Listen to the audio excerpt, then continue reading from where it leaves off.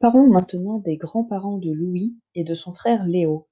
Nous passons donc le texte 15 au pluriel. Que va devenir la phrase « Le papy de Louis habitait dans les Cévennes » ? Tu dois commencer par « Les grands-parents de Louis et Léo ». Je te laisse poursuivre.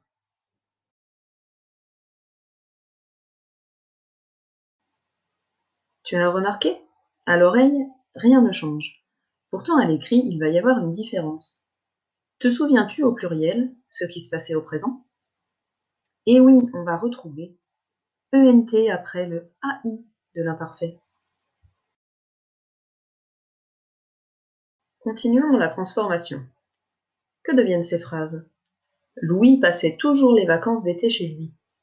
Il arrivait à midi, il déjeunait, et aussitôt il voulait aller au parc de la préhistoire. Commence par Louis et Léo.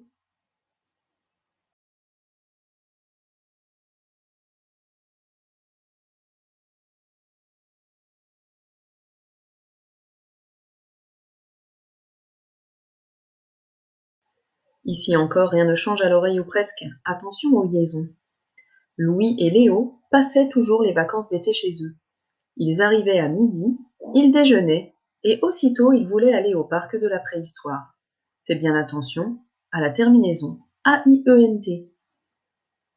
Avant de passer à la dernière partie, prends quelques secondes pour regarder ces phrases une dernière fois.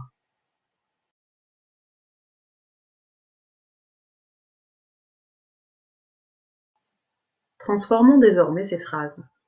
Dans le parc, il regardait longtemps les reconstitutions de la vie de cette époque.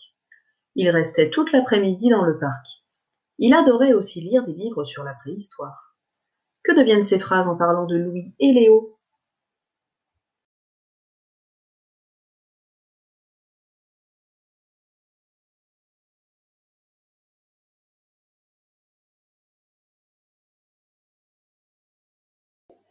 Bravo, je suis sûre que tu as trouvé les phrases suivantes.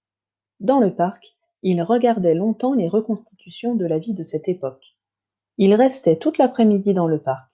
Ils adoraient aussi lire des livres sur la préhistoire. As-tu deviné comment écrire ces verbes ? Oui, je suis sûre que tu as pensé au AIENT. Ils regardaient. Ils restaient. Ils adoraient. Sans oublier la liaison. Bravo!